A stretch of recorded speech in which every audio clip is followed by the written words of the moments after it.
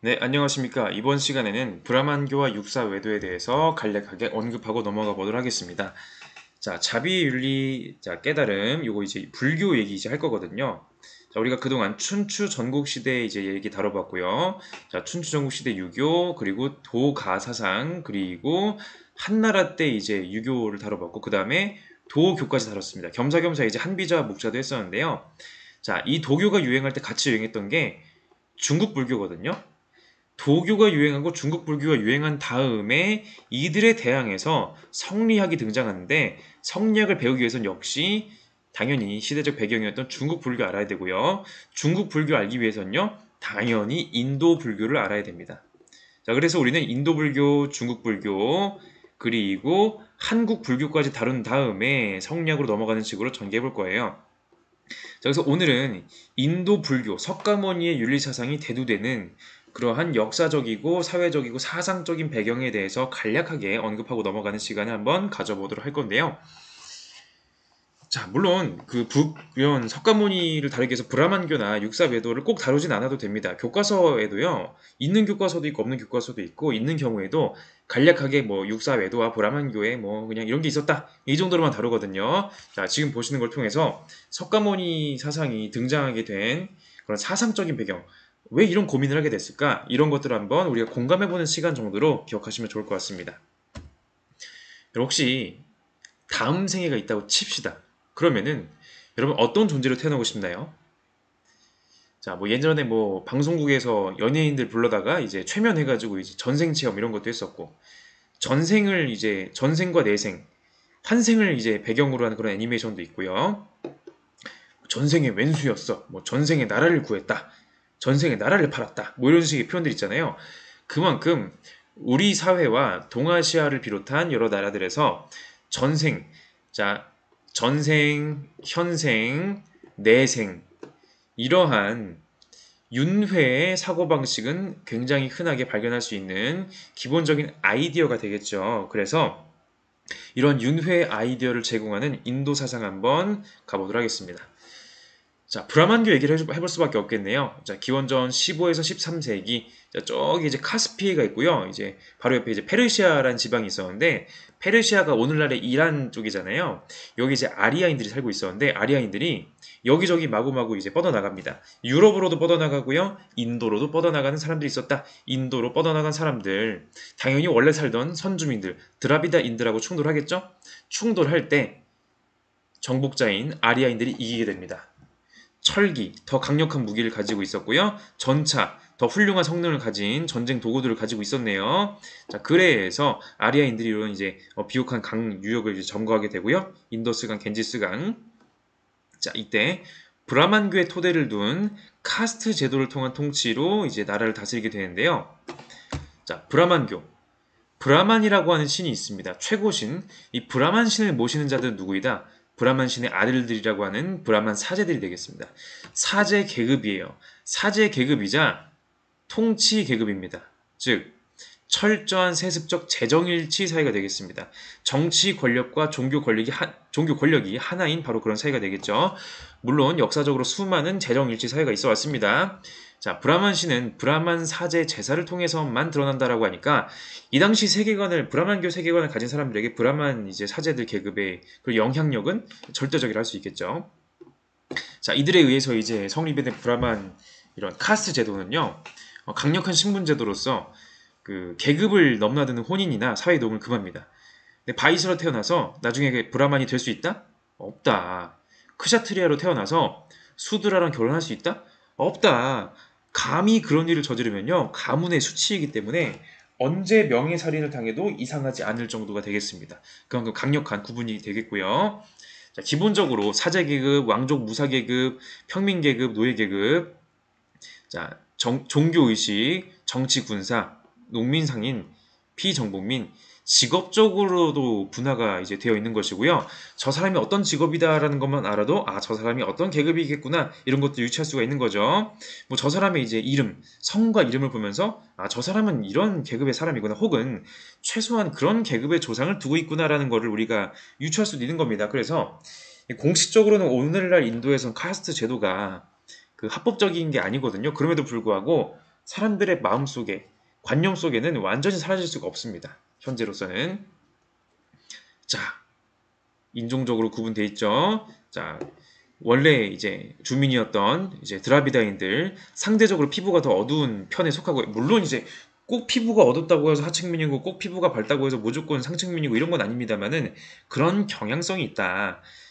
그래서 인도도 미백 화장품이라든지 이런 제품들이 굉장히 많이 팔리는 나라라고도 합니다. 자, 이 카스트 제도에 윤회를 결합해요. 윤회 뭐다? 아까 말했었죠? 전생, 현생, 내생 사람이 태어나면요 생로병사 죽습니다. 그리고 다시 태어나요. 어떤 다른 존재로. 또 살다 죽고 또 살다 죽고 태어나서 생로병사, 생로병사, 생로병사, 생로병사를 영원히 반복하는 것을 바로 윤회라고 하고요. 끊임없이 낳고 죽기를 반복한다. 자, 브라만교의 영향을 받아서 이제 주장이 된 종교들, 힌두교, 불교, 자이나교, 시크교 등등 브라만교 계통의 종교들은요, 이런 윤회 사상을 기본적으로 가지고 있습니다. 자, 이때 윤회를 할 때 지금 인생과 다음 인생이 있다고 칩시다. 다음 인생에 결정하는 건 뭘까요? 다음 인생에 잘 태어나려면요, 좋은 집안, 좋은 신체, 좋은 정신, 더 잘 태어나려면 당연히 지금 생애에서 잘 살아야 다음 생애에서 잘 태어난다.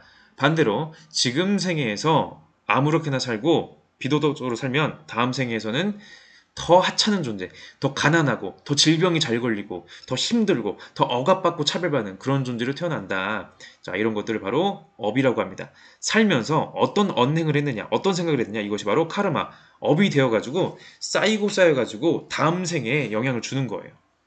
뭐 다음 생일 수도 있고, 뭐 다다음 생일 수도 있고, 하여간 내세 어느 시점에 영향을 줄 수밖에 없는 거죠. 생각해 봅시다. 지금 브라만교에 카스트 제도가 지금 작동하고 있는데 수드라 계급이 있어요. 그러면 수드라 계급은요, 너가 지금 차별받는 이유? 그건 너가 전생에 착한 일을 안 하고 나쁜 일을 했기 때문에 지금 그런 계급에 있는 거야. 너가 지금 받고 있는 대우 부당하다? 아니, 너가 지금 받고 있는 대우는 전생에 의해서 마땅히 받아야 될 합당한 처벌이다. 혹은 반대로 내가 지금 브라만 계급인 이유는 전생에 내가 이만큼의 착한 일을 해왔기 때문에, 잘 살았기 때문에 내가 보상받는 거다. 그러므로 지금 내가 누리는 것은 당연하다식으로 차별을 정당화하는 현재의 생애를 윤회설의 결과를 해석하는 이런 식의 이용도 가능하겠죠. 자, 불교에서도요, 그 윤회를 역시 얘기하는데, 그 3계 6도의 윤회거든요. 3계, 지하세계, 지표세계, 천상세계, 그리고 6개의 도로 태어난다. 가장 낮은 단계, 지옥도, 무거운 악업을 저지른 자가 가는 곳입니다. 극심한 고통의 형벌, 뭐 꼬챙이에 꽂혀지고 막 가마솥에 들어가지고 끓는 물에 뭐 장난 아닙니다. 그 불교 그림을, 여러분 그 사찰 가면은 그 건물 벽에 이제 그 불교 그림이 되게 원색으로 그려져 있잖아요. 그런 걸 이제 탱화라고 하는데, 탱화 중에서 지옥도 그림이 있거든요. 그 그림에서 묘사하는 모습이 딱 그런 모습입니다. 자, 그리고 그 다음은 이제 아귀도가 되겠네요. 재물에 인색하거나 음식에 욕심이 많거나 남을 시기 질투한 자가 가는 곳. 끝없는 배고픔과 갈증, 이 고통에서 벗어날 수가 없어요. 식욕은 이만큼인데, 이만큼 배고픈데 입은 요만해서 도저히 채울 수가 없어요. 그 다음이 축생도, 온갖 동물들이 사는 곳이다. 약육강식의 살생과 악행이 벌어지는 곳이다. 자, 인간 등 다른 존재에게 괴롭힘을 받는다. 야, 동물 태어나면 그것도 좋은 인생 아닐까? 좋은 생애가 아닐까요? 아니라는 겁니다. 필연적으로 야생에서 살아가려면요, 다른 존재를 내가 살기 위해선 죽일 수밖에 없어요. 그리고 뭐 소로 태어났다? 뭐 농사 끌려가고, 개로 태어났다? 뭐 돼지로 태어났다? 말할 것도 없습니다. 이거 다음이 아수라도다. 아수라가 사는 곳이다. 즉, 전쟁과 싸움이 끊이지 않는 곳이다. 이런 세계에서 태어날 수가 있다. 자, 아수라장이란 말 있잖아요. 그 말이 이제 여기서 오는 거죠. 그 다음이 인간도, 그 다음이 천상도인데, 천상도 말 그대로 이제 복을 누리는, 굉장히 좋은 거 아닌가요? 오히려 그 복으로 인해서 윤회 굴레에서 빠져나오기가 더 어려운 곳이 바로 천상도가 되겠습니다. 윤회설은 결론은 이 3계 6도를요, 영원히 끊임없이 계속 돌고 돌아야 돼요. 계속 돌고 돌면서 생로병사의 고통을 계속 겪어야 됩니다. 이게 불교에서 말하는 윤회가 되겠죠. 자, 브라만 사제들은 자신들의 브라만 사상을 전개하는 과정에서 여러 문헌들, 문서로서 권위를 또 확보하는 그런 요소가 있는 거죠. 그 베다, 이제 베다 사상이라고도 하죠, 그죠? 옛날엔 베다라는 번역이 되게 흔한데 최근에는 외다라는 번역도 있더라고요. 그래서 저는 이제 외다, 베다 둘 다 가지고 와봤습니다. 외다라고 읽어볼게요. 뭐 리그 외다, 사마 외다, 아주르 외다, 아타르와 외다. 뭐 그리고 브라흐마나라든지 아란야카, 우파니샤드 이런 식의 이제 그런 문서들 이런 식의 전승을 통해서 브라만교의 그런 이야기들을 이제 좀 더 풍성하게 하는 거죠. 자, 리그 외다에선요 우주론을 이렇게 설명합니다. 그러니까 여러 자연 현상들 있잖아요. 지금 바깥은 비가 오고 있는데 비가 오고 뭐 안개가 끼고 덥고 춥고 눈이 내리고 뭐 그리고 뭐 산사태가 일어나고 바람이 불고 바다가 이제 출렁출렁하고 이런 것들 식물이 성장하고 쓰러지는 것들 동물들이 태어나고 활기차게 움직이다가 죽어가는 뭐 이 모든 것 모든 자연 현상은요 신격화됩니다. 신으로서 여겨져요. 그리고 숭배의 대상이 됩니다. 그 여러 자연 현상을 관장하는 신들 뭐 예를 들어 코끼리의 신, 뭐 모의 신, 뭐 이런 식으로 다 있는 거죠. 이런 신들은 하나의 신에 붙여진 다른 이름에 불과하다는 관념. 자, 범신론이라고 합니다. 범신론. 자, 범신론적 우주론이라고 설명하는데 모든 것에 신이 깃들어 있는 거예요. 여러분이 쓰고 있는 뭐 도구라든지 여러분이 입고 있는 거라든지 여러분이 바라보는 자연 경관 모든 것들 모든 현상들에 신적인 것이 깃들어 있다는 것이 바로 범신론적인 세계관이 되겠습니다. 자, 브라만 신에 의해서 이제 우주가 창조가 됐고 브라만은 우주 창조의 인격신이자 우주 전체에 편재된 어디에나 있는 우주의 본질 그 자체다. 이런 식으로 세계관을 얘기해 주고 있고요. 자, 이때 우파니샤드의 우주론을 우리가 좀 더 주목해 볼 필요가 있겠는데 이 범신론적인 이런 세계가 있고 우리가 윤퇴를 하잖아요. 이때 우리는 궁금할 수밖에 없습니다. 자, 지금 생애에서 나는 있고요. 그 다음 생애에도 내가 있고요. 그 다음 생에도 내가 있대요. 쭉쭉쭉 영원히 있대요. 근데 여러분 전생 기억하세요? 여러분 전생에 뭐였습니까? 그거 알아요? 물론 안다고 주장하는 사람도 있는데 기본적으로 많은 사람들은 거의 다는 모르죠. 모르는데 전생에 내가 죄를 지어서 지금에 내가 재판을 받아서 판결을 내가 그 형벌을 내가 받아야 된다? 지금 생에 내가 착한 일 했는데 다음 생에 내가 거기에 대한 보상을 받는다? 자, 이게 성립하려면요. 전생의 나와 지금의 나와 다음 생의 나가 똑같이 나라고 하는 게 보장이 되어야 돼요. 자, 그래서 이거를 전생의 나, 지금의 나, 내생의 나 영원히 이어지고 있는 본질적인 나라는 그 존재 그 자체 이거를 아드만이라고 하고요. 인간의 자아라고 합니다. 한자로는 아라고 번역해요. 나 아자를 써가지고 자, 이 구도 은근히 기억해 두시면은 그 석가모니 불교를 이해하는 데 아주 좋습니다. 자, 이 나라고 하는 존재는요. 아까 설명했던 우주적 원리인 브라만과 이 범과 본질적으로 동일합니다. 그래서 범아일여라고 하는 거예요. 범과 아, 우주 본질의 원리인 브라흐만과 나, 아가 일여 하나로서 같다. 자, 여기서 의미하는 것보다 수행을 해서 올바르게 제사를 지내고 착하게 살고 하다 보면은 괴로운 생사의 윤회로부터 해탈할 수가 있다는 것이 바로 이런 관념이 되겠습니다. 영원히 끊임없는 윤회의 고통에서 살다가 어느 순간 탈출할 수가 있는 겁니다. 자, 이때 윤회의 주체 아트만 끊임없이 윤회하면서 존재하는 나라는 존재가 있다는 것이에요. 자, 그런 식으로 전개가 되다가 기원전 7세기 무렵에 인도 사회가 변화하게 됩니다. 물론 변화라는 것은 역사의 변화는 꾸준히 누적되어 있다가 어느 순간에 이제 계기를 만나가지고 누적된 것이 이제 어떤 방식으로 꽃을 피우기 마련이잖아요. 자, 꾸준히 누적되던 어떤 변화가 겐지스강, 강가강이라고 합니다. 겐지스강. 자, 겐지스 강 유역에 철기 문화가 확산이 되고요. 철기로 농사를 짓고 철기로 이제 여러 가지를 하면은 당연히 농업 생산량도 증가가 되고 농업 생산량이 증가가 되면은 남아 도니까 뭐 더 맛있는 걸 만들어 먹을 수도 있고 뭐 떡을 만든다든지 뭐 빵을 만든다든지 할 수가 있겠죠. 아니면 이제 그런 남는 것들을 가지고서 여기서 남는 거랑 저기서 남는 거랑 물물 교환할 수도 있겠죠. 상공업이 발달할 수가 있는 그런 여지가 생기는 거죠. 동시에 농업 생산량의 여유가 생기고 인구가 증가하면 여러분 농업의 진짜 핵심은 인구 증가있거든요. 인구가 증가하면 동시에 전쟁을 할 여력도 많아지는 겁니다. 전쟁을 해야 할 필요성도 많아져요. 제한된 땅에서 우리 인구가 많아진다? 불만이 쌓여갑니다. 한정된 자원 놓고서 싸우게 될 여지가 커져요. 그래서 다른 곳을 침략하고 뭐 그런 일들이 일어나는 거죠. 자, 농업 발달, 상공업 발달, 정복 전쟁의 증대. 자, 이거 되게 비슷하지 않아요? 춘추 전국시대랑 비슷하지 않습니까? 그때도 전쟁이 많았었죠?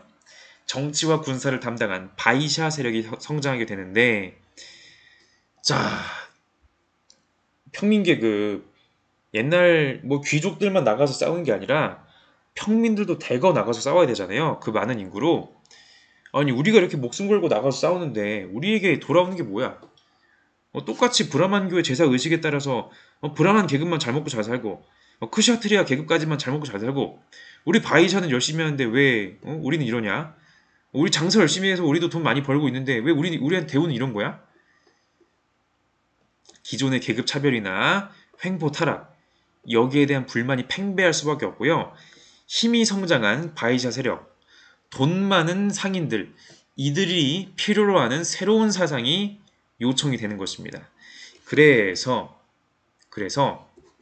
브라만교 전통에 반대하는 여섯 흐름 사문이라고 해가지고요. 그 기존 브라만교 전통에서 벗어나는 다른 길을 이제 걷는 사람들이거든요. 자, 강가강 중하류 지역에 우주 궁극적인 존재는 물질적인 것이다. 기존의 브라만교에서 얘기하는 범신론적인 세계관, 모든 존재, 모든 것엔 신이 깃들어 있다라고 하는 이런 세계관을 거부하고 세계는 뭐다? 그저 물질일 뿐이다라고 하는 이런 이제 생각을 가지고 있는 사람들이 등장하게 되고요. 이런 물질적인 것을 통해서 만물을 설명하려고 하는 이런 사람들이 되는 거죠. 고행, 고통을 통한 수행, 이런 걸 강조하기도 하고요. 자, 우리 불교의 초기 경전에는 이러한 대표적인 사문 6을 소개해주고 있습니다. 그래서 육사외도라고 하는 거죠. 자, 오늘은 육사외도에 대한 간략한 이야기도 한번 가보도록 할게요. 자, 그림 보시면 이제 오른쪽에 뜨거운 재 위에서 막 가고 있는 거 있죠? 이런 거 몸에 고통을 주는 건데 왜 이렇게 고통을 주는 걸까? 왜 고통으로 수행을 하려고 할까? 이 사람들은 도대체 이 다양한 사람들 육사외도라고 했으니까 다양한 이야기들 할 텐데 무슨 이야기들 할까? 가보도록 하겠습니다. 뿌라나 까샤빠의 도덕 부정론. 자, 이 사람은 하층 계급 출신이라고 해요. 자, 세상의 모든 도덕을 부정합니다. 선악의 구별이란 인간이 마음대로 정한 것일 뿐이지 실제로 존재하지 않는다. 인간의 행위, 업에 대한 카르마에 대한 응보는 없다. 하층민이 보기에 브라만교의 계급 구조 있잖아요. 브라만 사제들은 너희들이 착한 일을 안 하니까 다음 생에서 벌 받는 거야. 나는 착한 일 했으니까 지금 이 자리에 있는 거 아니겠어? 이런 식의 얘기하는데 그 당신들이 그냥 정한 거 아니냐. 진짜로 그게 있어? 진짜로 그게 있냐고 라고 물어보는 게 되겠죠. 내가 지금 어떤 식의 업을 쌓든지 간에 다음 생에 그런 거 상관없다. 지금은 지금이고 그 다음은 그 다음일 뿐이다. 응보? 그런 거 없다. 도덕을 기본적으로 부정하는 입장이 되겠네요. 자, 영원 불변한 절대적인 도덕은 없다라는 입장이 되겠습니다. 오늘 보게 되는 육사외도의 이런 입장들이 전 개인적으로 이제 대학교 때 이런 내용들을 처음 접했는데 굉장히 재밌었던 게 저는 원래 서양 윤리를 먼저 배우고 나서 그러니까 서양 철학의 내용을 먼저 배우고 나서 이제 인도 얘기를 한참 뒤에 이제 알게 됐거든요. 근데 기원전 거의 이건 뭐 소크라테스 뭐 공자 이쯤 시기 이거보다 약간 더 이전 시기에 서양 근대에서 했던 얘기들이 이때도 역시 나오고 있었구나라고 했던 생각을 해보면 참 재밌다는 생각이 들고요. 물론 고대 그리스에도 이런 얘기가 있었고 중국 춘추 전국시대에도 이런 얘기들이 있었죠. 역사가 반복된다는 생각도 들고요. 전혀 다른 배경을 가지고 있지만 자, 사람 사는 세상은 참 비슷하다 생각이 드네요. 자, 빠꾸다, 까짜야나. 발음이 되게 어려워요, 한국인한테는. 7요소설. 세상은 뭘로 구성되어 있다? 7가지 요소로 구성되어 있다. 지, 땅, 수, 물, 화, 불, 풍, 바람, 고통, 낙, 즐거움, 생명. 7가지 요소로 구성이 되어 있어서 7가지가 어떻게 조합이 되느냐에 따라서 세상의 다양한 물질들이, 다양한 만물이 이렇게 만들어지는 것이다. 이렇게 이제 주장한 사람인데, 자, 세상이 물질로 구성되어 있대요. 인간도 마찬가지로 물질로 구성되어 있죠? 인간의 생각도 물질의 요소죠? 그러면은 자유의지라는 건 불가능합니다. 아, 선생님 말이 너무 어렵습니다. 무슨 말인가요? 자, 뒤에 나오는 몇 가지를 좀 더 같이 설명하면서 가보도록 할게요. 자, 마칼리 고살라의 아지위카 이거 같이 보고서 좀 더 설명드릴게요. 자, 일체, 그러니까 일체는 모든 걸 말하는 거예요. 일체는 12가지 구성 요소로 되어 있다. 영혼이라는 것은 뭐다? 원자와 같은 물질적 요소다. 인간의 영혼이라는 것도 물질이다. 물활론, 이 세상의 모든 것에 영혼이 있다. 물질이 영혼이고 영혼이 물질이죠. 결정론, 인간과 모든 생명의 운명은 결정되어 있다. 생사윤회도요, 무인무연, 원인과 조건이 없는 거예요. 그냥 우연히 그렇게 되는 걸 뿐입니다. 인간의 의지, 무력하다. 자, 서양 근대 사상에서 과학이 발전하면서 사람들이 수학을 특히 많이 쓰게 됐거든요. 여러분, 아이작 뉴턴 있잖아요, 영국에.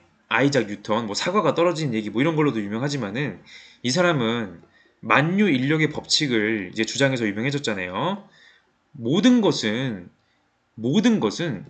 중력의 영향을 받는다. 중력은 뭐다? 자, 뉴턴 시대에 이제 끌어당기는 힘이라고 이해했었죠. 뒤에는 다르게 이해하겠지만은, 세상의 모든 것은요, 중력으로 설명이 가능해요. 기존에 천체를 관측하던 사람들의 그런 관측 자료들을 면밀하게 분석하면서 이것이 수학적인 원리에 따라서 움직이고 있다는 것을 알게 됩니다. 그래서 그 수학적인 법칙이 무엇일까? 자, 태양이 있고요. 지구를 비롯한 행성들이 돕니다. 불규칙하게 돌지 않아요. 규칙적이에요. 계절이 때가 되면 다시 돌아와요. 이건 규칙성이 있어서 아니냐. 관측하고 패턴을 수학으로 정리해보니 태양 주위를 타원형으로 돌고 있더라. 지구도 그렇고 뭐 토성도 그렇고 화성도 그렇고 다 그렇다는 거죠. 타원의 궤도 여기에 맞게 방정식을 이제 수립을 해서 계산을 하면요. 300년 전에 태양을 도는 지구의 움직임 예측 가능하고요. 5만 년 뒤에 지구의 움직임 예측 가능하고요. 1000만 년 뒤에 50억 년 뒤에 지구의 움직임 예측 가능하다는 것이 바로 이런 수학적인 세계관이 되는데, 자, 문제는 뭐다? 세계의 물질은요. 자, 모든 물질은요. 수학적으로 예측할 수가 있죠? 여러분 공을 던져요. 그러면은 여러분이 물리법칙을 알고 있다면요. 이 공이 언제쯤 저곳으로 갈 것인지, 여러분이 생각하는 곳으로 갈 것인지 수학적으로 예측 가능하고 실제로 그렇게 될 거예요. 근데 인간도 물질이라면, 인간의 구성 요소도 물질이라면 인간도 수학적으로 예측할 수가 있어요. 여러분, 인간도 물질로 되어 있지 않습니까? 여러분 살과 뭐 뼈, 피, 심지어 뇌마저도요. 단백질이라든지 물이라든지 하여간 그런 것들로 되어 있습니다. 오늘날에 뇌파 측정 가능한 거 아시죠? 뇌파도요. 전기 신호로 측정 가능해요. 물론 아직은 뇌라든지 그런 인체의 신비를 다 아는 건 아닙니다만은 인간도 역시 물질적인 존재라면요. 인간의 정신, 인간의 영혼의 활동이라고 생각했던 것들도 단지 물질의 산물에 불과해요. 옛날에는 귀신이 쓰였다. 옛날에는 뭔가 문제가 있다. 이렇게 생각했던 정신적인 질환들? 약 먹으면 증상이 없어요. 물론 이제 뇌신경과 정신 쪽에 관련된 분야도 아직 발전할 여지가 많죠. 하여간 인간도 물질이고 인간의 정신도 물질이면요. 인간의 정신도 수학적으로 예측 가능하고요. 지금 우리가 수학적인 방정식을 다 몰라서 그렇지 모든 것의 방정식을 깨우치면요. 여러분이 뭐 할지, 내일 뭐 할지 다 예측 가능합니다. 모든 것이 예측 가능하면요. 여러분의 자유의지 없어요. 나 내일은 마파두부 먹어야지. 라고 생각하는 것도 수학적으로 이미 결정된 겁니다. 이건 바꿀 수가 없는 운명이에요. 그러므로 인간에게 의지라는 것 자체가 의미가 없어요. 자유의지? 아니다. 지금 너가 그렇게 생각하는 것도 수학적으로 그렇게 될 거였어. 인간 의지에 의한 행위인 브라만교에서 얘기하는 업 이런 것도 없다. 카르마? 내가 뭘 해서 벌 받는다? 내가 하는 게 아니고요. 내가 그렇게 하도록 운명 지워져 있는 걸 뿐이에요. 그게 내 잘못입니까? 내가 한 게 아니라 운명이 하도록 한 건데?